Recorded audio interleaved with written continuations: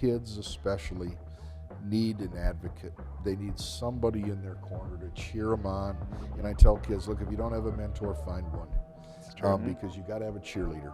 I want to give people a reason to shave, to change their clothes, to get a shower, to meet people somewhere, to have a cup of coffee, to go putt. It's so important that these kids feel welcome in an environment they would not normally even think about going. The greatest form of motivation is encouragement. Yeah.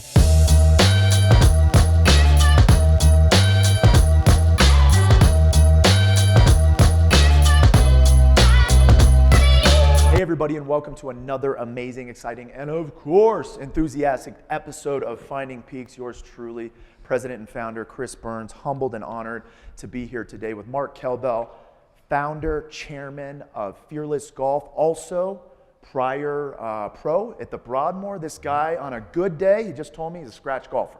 On a good day, not today because it's snowing outside. Also joined by my co-host, good friend, and one of my most amazing friends and humans in the world, Nicholas Starr, our outreach director. Let's go. Yeah. Welcome. Thank you. Thank you, Chris. So good to have you guys. I wanted to kind of start out. I don't want to get into like my little Q&A. We just spent a good amount of time connecting. I want Nick to talk about his connection with you because this goes back 5 years. Yeah, at least. You know, we're talking about the nonprofit The Place. We're talking about Mountain Springs. We're talking about Broadmoor. We're talking about Peaks Recovery. This has been an evolutionary relationship, and I'm so grateful that Nick introduced me to you. But I want to give him the opportunity to kind of go through that a little bit. Sure. Yeah, absolutely. I mean, I feel so blessed and fortunate, honestly, to have this friendship in our life, right? Like, it all started at The Place, which is a youth homeless shelter in Colorado Springs, and you actually reached out, I believe, with Karen, and we're able to get us going over there. So we took a group, I think it was like 5 or 6 of the youth over, who had never played golf in their life, never thought they could play golf in their life, and learned how to do it in a day.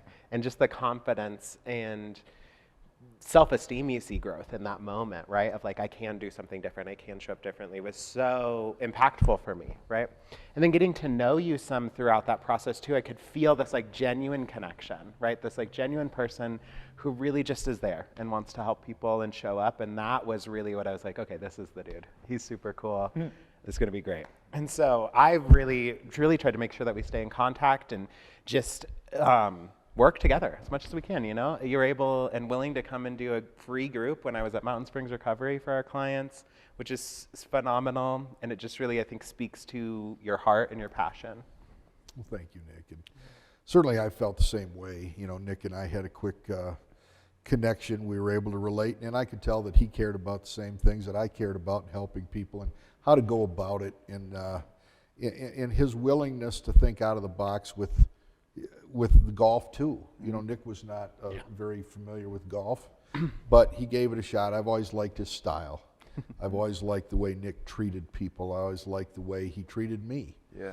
And so I wanted to be around him just as a friend, but he was an exceptional professional for these kids, and that's been my whole goal, is I'm just trying to lighten the load of these kids, to act as a resource, to cover their flanks, to take some burden off their mind that, hey, there are people out there that are willing to help me in the smallest of ways, but you know, as those kind of snowballed, to get them a little confidence and to get them around the right people, and so we had that in common, and it just worked, didn't it, Nick? So it did.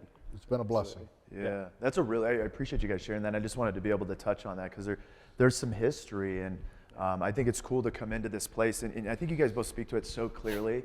But what I think you both identify in each other is like this authenticity. Yes. In this, you know, the last hour or 45 minutes I've had to sit with you, Mark, it's like, that's why I can sit here, saturate and connect in conversation, because you present authentically. And when you're talking about youth and kids and children that are in the most crucial stages of their life, i.e. the developmental stages of their life, that's what they need, is someone authentic, consistent, and compassionate. And that's something that I've noticed with you just since the opportunity we've had to meet, is like, you just show up and hold that space. It's their direction, and you're just walking with them. Yeah. That's really, really cool. How did you come to a point in your life, what was it that allowed you to sit with people like that, be so passionate, caring, and connect with these individuals? Well, as I shared earlier, I have a personal connection because my son has addiction issues.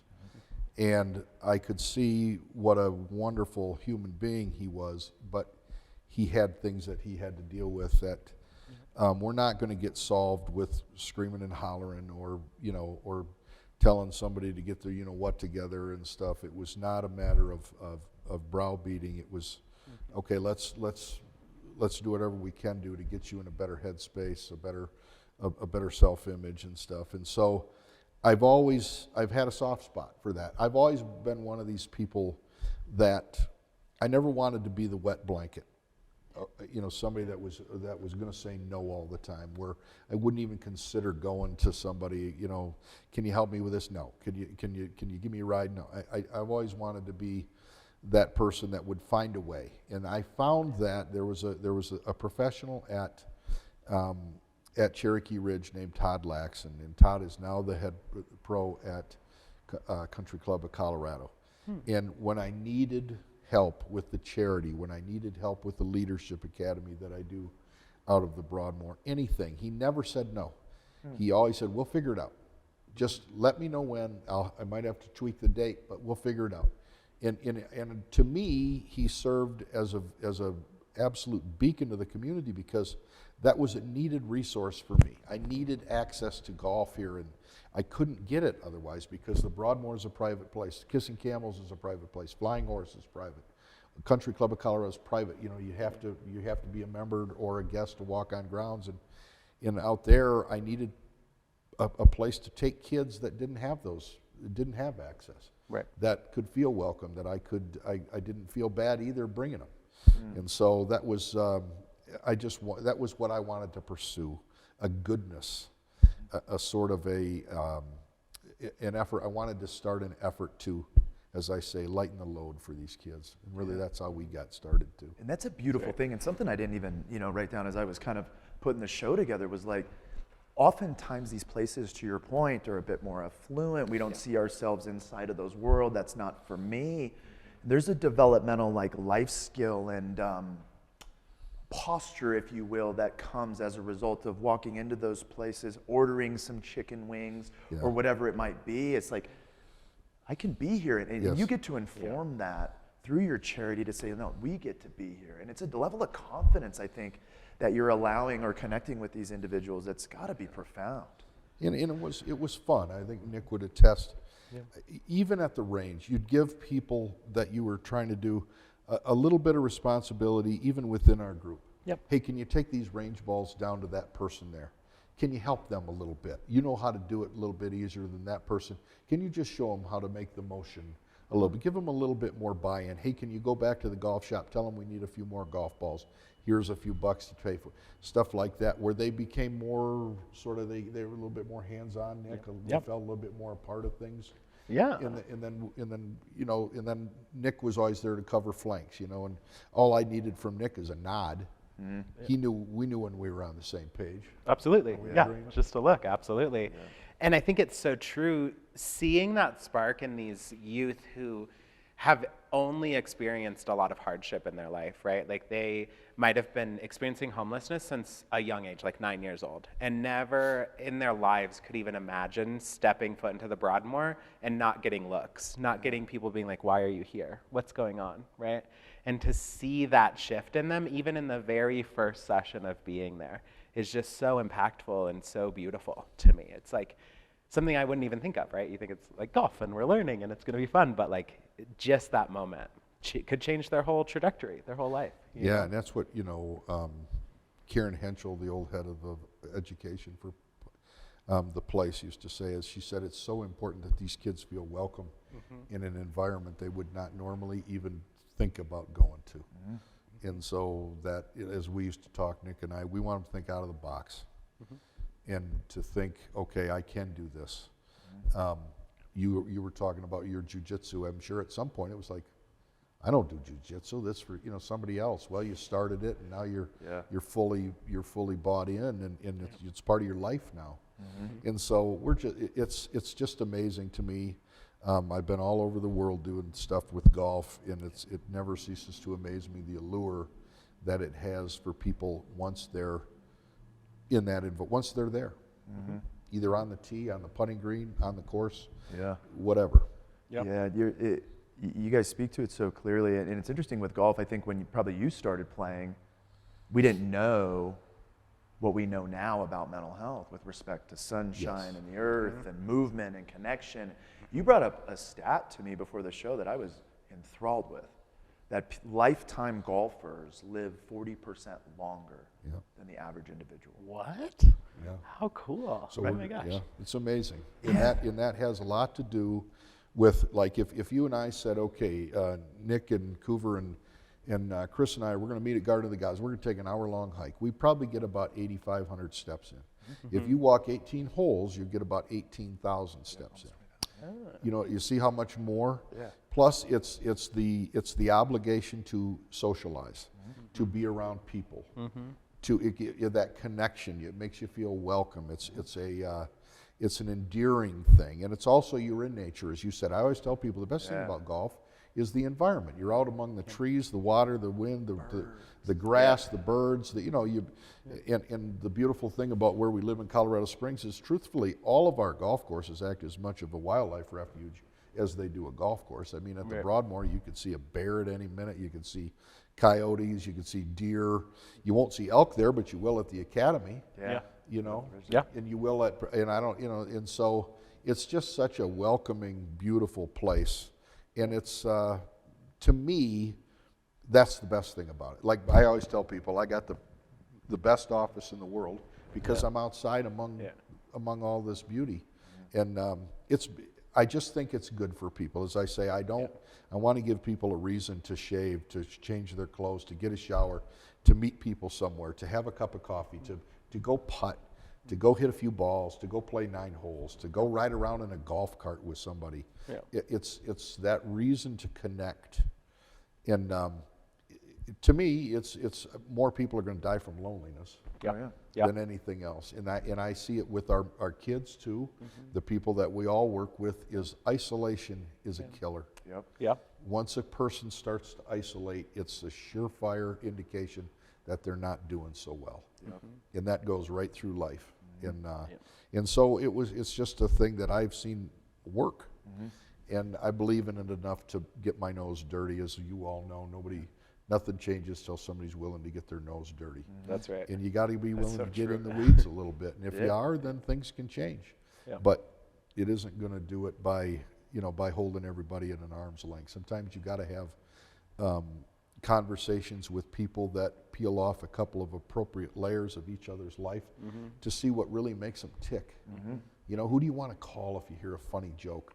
Who do you want to call if you're proud of yourself? Who do you want to, who's your biggest disappointment in life? Who's your biggest joy? Who do where's your happy place? What was the thing you did that makes you the most proud of yourself? Things like that. And I have always seen that kids, that will snowball. And it can be anybody. But there's usually somebody in everybody's life that they would want to call. And we used to talk about that, remember, in our groups over around the big table. It might be a grandparent, might be a brother.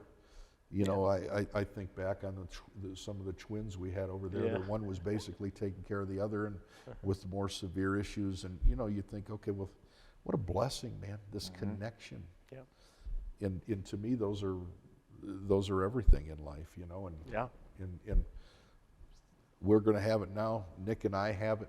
Coover and I are going to have it now. But it's those people that you're just somebody. When I see you come down the street, I can't help but smile and say, man, I can't wait to say hi to this dude. Give me a second, will you? Yeah. It's so true. And that was the same way with even the kids at the place. Rough kids. Yeah. Rough. I mean, if we were walking down one side of the street and we saw them coming this way, we might say, hey, let's go across the street. But once you get to know them, man, these guys are sweet kid. I remember one time I was with my son, who, as I said, has had issues, and we saw him, and I yelled at him, and we went around the corner, and John's like, hey, Dad. I'm like, I know him. It's cool. And I got out, and I gave him a big hug, but to look at him, you'd think, these are rough kids, man. And but they were smiles, and I remember a young man over there. He didn't want anything to do with us. He didn't want to talk to me. He didn't want to He thought golf was stupid. He just thought the whole exercise was a waste of time. Well, and he wouldn't look me in the eye, you know, and I always tell people, I know I got you when you can eye contact, because that indicates a certain level of interest. And anyway, he finally started looking me in the eye. By the time it was over with, he was hugs. You know, he got an 8-iron on the face. He was able to make a 12-foot putt. He was a coordinated kid. He didn't know it. He'd never experienced that. And he was one of those kids I saw on that street with my son, and who I would have thought, you know, a month before knowing him, I would have thought, no, I'm not pulling over for that crew. Yeah. But after I knew him, it's like you get to see, okay, all of those kids, they just need help. Yeah. They need their flanks covered. They need encouragement, you know, and that's I'm still a firm believer, guys, in the greatest form of motivation is encouragement. Yeah. And just to touch on that too, that was probably one of the first moments when I was like, okay, I can trust this person, right? Yeah. Is we come in, it's like our first session in Fearless Golf, and like you mentioned, the clients really struggled with trust, and that oftentimes shows up as like maybe being a little disrespectful or not really showing up in the way that they should be, right? And to see a client not really participate, and instead of going on and like getting at them or having me get at them, you just sat with them and talked to them. And I was like, this is it. This is the moment. This is a thing. Yeah, this is it. Yeah. Well, thank you, Nick. And that was, it's always after, as you guys know, you know, I want to lose the battle, win the war. Yeah. So if it takes me a little longer to connect, it's what you got to do. Yeah. And I don't want to, okay, you're here because your program said you needed X hours of outside activity or something. I want them to be there. And I want them to know, hey, look, even if I don't really like golf, I get to go see Mark. Yeah. And maybe Mark can help me with something. I get to spend an hour with him, an hour and a half, and I get to at least talk to somebody that I know has my back. I know will make a phone call for me. I know will write a letter for me. I know will go have coffee with me. I know he'll get, you know, the right people in my life if I'm interested in a certain profession or something like that. You know, who'll take the time. You know, to me, it's always, look, Chris, you've made me feel valued because you give me your time. That, to me, that's how you make people feel valued. Absolutely. Absolutely. It's a huge thing, and you're reminding me of how important, I mean, the most important child-adult relationships are. They'll say oftentimes the 75% of the influence will come from outside of the home. So what type of adults are we putting around our children to inform that today? Yeah. And it's such a special thing, because I can remember growing up being pretty disconnected within the family system. And there were certain individuals that if they weren't there, even though I putted my way through my developmental years, if they weren't there, I wouldn't be sitting with you today. And they're really, really special to me. And so I love the way that you're able to show up and inform potentially, well, quite frankly, for a lot of them, a different view on a child-adult relationship. Because my view growing up was like, you can't trust, they're untrustworthy, they'll hurt you. Until Isaiah, the youth pastor, came in, and the soccer coach came in, and the wrestling coach, and they're like, Chris, we care about you. Yeah. It's the impact you're having, I don't even know that you'll fully see, because it just has this ripple effect in community that's so special and so grounding and so foundational. Really, really cool. Well, we appreciate it, right, Nick? It's just, half the stuff is, like, even when I started this, Chris, I didn't prepare, I didn't know how to prepare. I just started. You know, it's the old saying, like, when you start a business, start before you're ready. Yep. Maybe you did that with Peak, you know, or you had to figure it out along the way, right? Yep. And so, but you're starting to mold, because once it exists, you can tweak it. You know, you can say, okay, this worked, this didn't work, we got to go moving more in this direction, whatever else. But I just have always felt strongly that kids especially need an advocate. They need somebody in their corner to cheer them on. And I tell kids, look, if you don't have a mentor, find one. Because you got to have a cheerleader. You got to have somebody, you can do it. You know, you're better.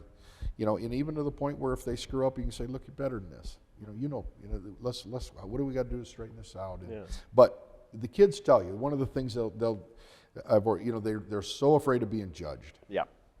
Okay, and quite frankly, I share that with them. I think the world is full of judgment, condemnation, and sarcasm. When they hear a sincere ear, they need it like they need air. They need to know they're heard. They need to know somebody actually can relate, you know, and I don't have the answers a lot of times, but I'll sit there and listen to them and say, well, let's try to figure, you know, let's at least try to, okay, who does? And this includes my experience with my own son, you know, who I'm like, okay, who makes you feel good? I love what you're saying there because we have a dad right now in the studio with a son who's in treatment, and suffice it to say, and I talk about this all the time, and it's tough. I'm a dad. Is to say that, like, you know, we can conceptualize a basketball court, and who we need courtside is the community. And the relatable community, the friends, the connections, the resources. And family actually can be up in the 200 section. Like, we still need to hear you. But just enough, because I actually need to hear the coaching on the sideline by my people, the community that's informing it. And it's got to be difficult because I have a 8 and 9-year-old, and there's no community like, I'm the guy. You know, I am every resource for those kids, and it feels kind of good. And there's going to be a day where I have to let go a little bit, and I just want to honor that with you right now. Is not only the work you do with young people, but with your own son, it's very, very valuable to disconnect in order to reconnect in a really, really formidable and integrous way. And I just want to affirm you for that. It's a tough thing. Look, thank you, and you do what you can, right? It's just that you love your kids. You take on a truck for your kids, you know. And so Nick has this with his mom. You know what I mean? He knows his mom would take on a truck for him. We've had enough conversations. Chris knows too. For sure. And so that stuff is just, I always wanted my son to know, hey, look, the problem with to me, the family, like, my wife is a wonderful person, but she had gone through a serious bout of colon cancer in chemo, you know, and I was trying to juggle. You know, I was down at Memorial 4 or 5 days a week. John was an absolute mess. He just could not get his what together. And no matter how much logic I tried to use to say, hey, I need you to get your stuff together because I'm going through a very difficult time with your mom. He just couldn't. Not because he was a rotten person. He just couldn't do it. You know, he was not there. And so, what happens is I think sometimes family has gone through so much with people with those issues that they're like, I need some space, man. I'm going to send you to treatment because I need a break from all of this craziness. You know, I can't take another call from the school. I can't take another call from, you had to go to emergency for something, that type of stuff. Where every time I see you go out the door, there were times with my son, he'd go around the refrigerator. I'd think, what's he doing? That constant level, and he is a twin.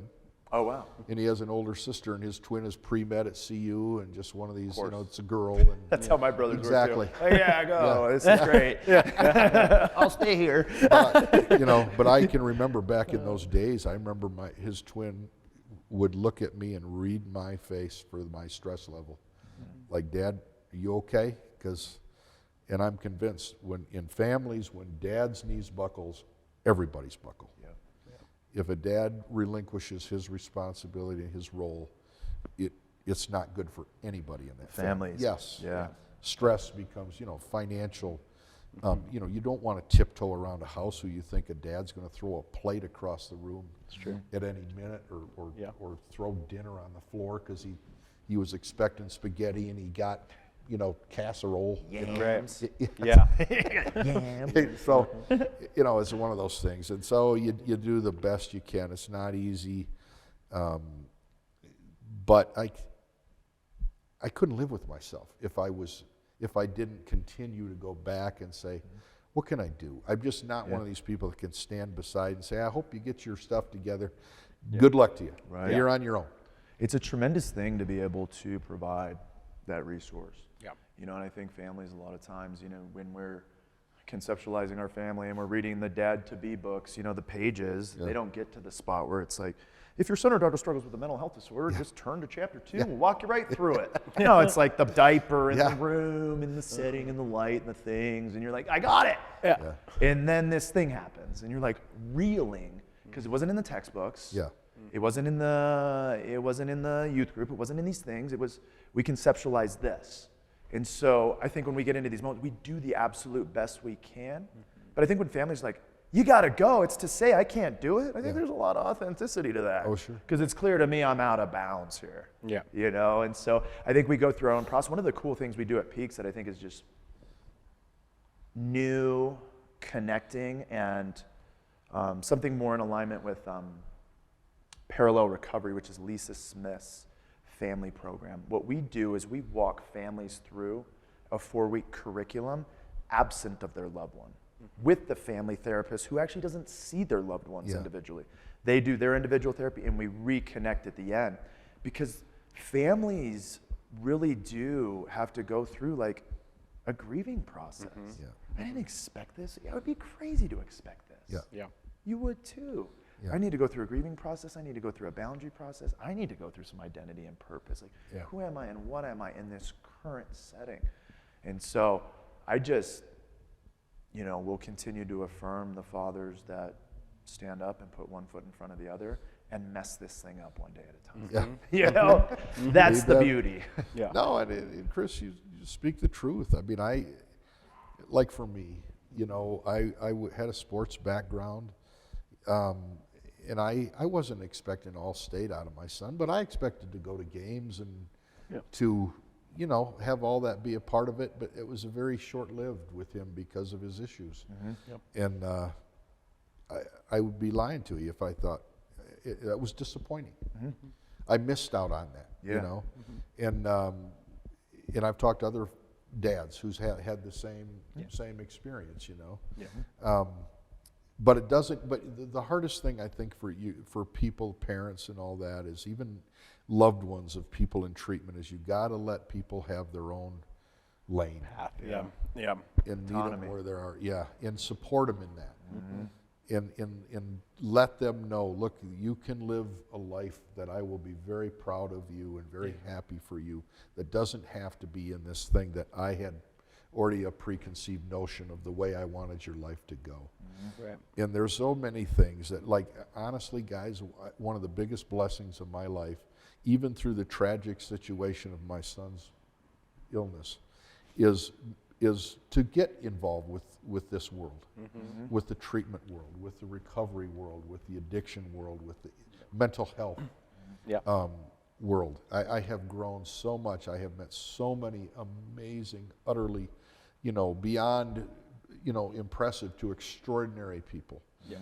Their ability to care, their ability to love, their ability to empathize, to encourage, to just to be there physically. It's and to figure stuff out. I mean, are you kidding me? If you're involved with somebody with issues that needs treatment and stuff, you got to figure out a ton of stuff. How to juggle your time, because you don't want to be so busy making a living that you don't have a life, right? And so it's how to do that, how to manage the finances of it, how to manage the time, how can we get this person, and even how to manage your own people in your own family. Okay, I don't want family systems. Your mom doesn't take as well to this, so let's be, we got to go easy on what we talk to mom about. You know what I mean? She doesn't, because we got to slow roll this one. We got to slow roll this one. We don't want a grenade in there today. No, because my wife, bless her heart, she has no filter, none. It's okay. And so she'll come right out and say, John, what's the story with the? I'm like, time. Easy. Yes. Maybe a week from now. This is not. They'll call him out. He's been in the house. 5 seconds. Yeah, exactly. Right. Dinner's ready, Ann. Yeah. In other words, I know you've been here 5 seconds. When's your meeting? Okay, you better get going. You're probably gonna be late. Exactly. I love that. It's really cool to, out of a lot, and this is the story of, I think, Nick's recovery and the story of my recovery, and I think the story of life well lived is like these really tough, crisis-driven, intense situations, very sad, culminate in this opportunity where we sit today. It is out of your son's story and out of your son's pain that you have found a tremendous amount of passion. And now you are doing something that I think, in addition to the golf, the sport that's meaningful and passionate to you, this human thing that probably wouldn't have been there otherwise. And it's a really, really cool thing that you've made a little bit of that into your ministry, if you will. Well, and that's true. I think you're called to it. Because you develop sensitivities, right, Nick? I mean, it's true. I love golf. I'm familiar with golf. I know golf, but now I'm introduced to this world, and maybe we can connect these two somehow. I see I see as some synergies here, some helpful aspects of both that maybe we can help people with. And so again, though, that doesn't happen unless two things happen. One, somebody's willing to get their nose dirty, and two is you meet guys like you guys that are willing to do it with you. Yep. Nobody can do it alone. It would be, you'd end up in the corner in the fetal position with your head in your hands because it's just too much. Yeah. Yep. And like even the people that you come across, as much as you want to help them, man, sometimes you want to pull your hair out too, and it's like you need each other to get through those times. Yep. You know, and so Yeah. but it's worth it.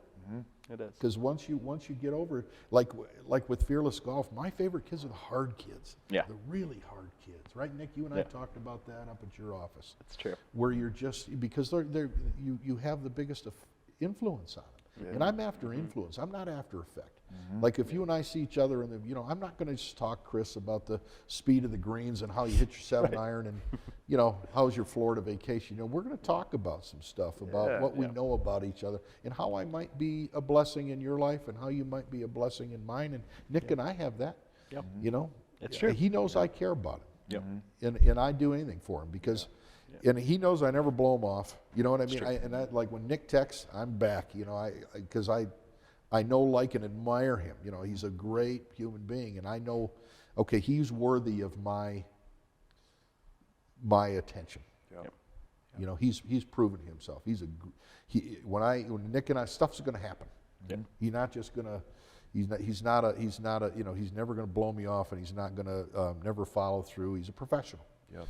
And so, those things are fun, though. Yeah. Those things are fun. I never knew about the place. I never knew about, but Lord knows now I do after going through this all with my son. I know about treatment centers. I know about mental health holds. Yep. I know about how you can, hold a person for X number of time if they need that time to, stay off the street. Yep. Get safe.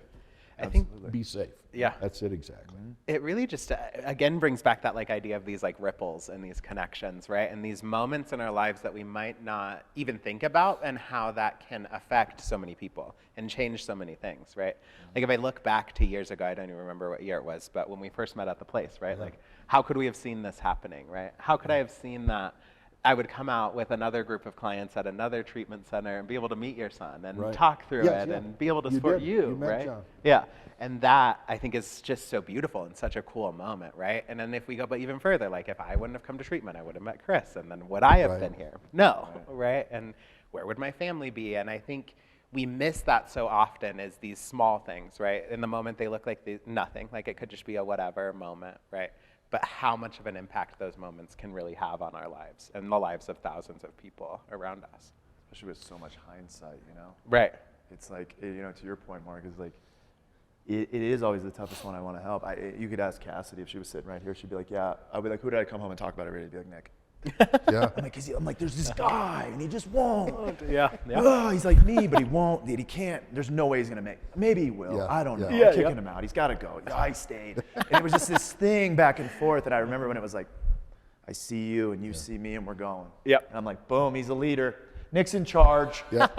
And we're off to the races. But there's something so special about that and gratifying about going into the trenches. It's not about sunshine and rainbows. It's about getting dirty. Yeah. It's about getting dirty together, and it's about people seeing that authenticity and that consistency of getting dirty. Yes. Yeah. And I appreciate what you do in the community, what you do for individuals, what you do for your family system, your son.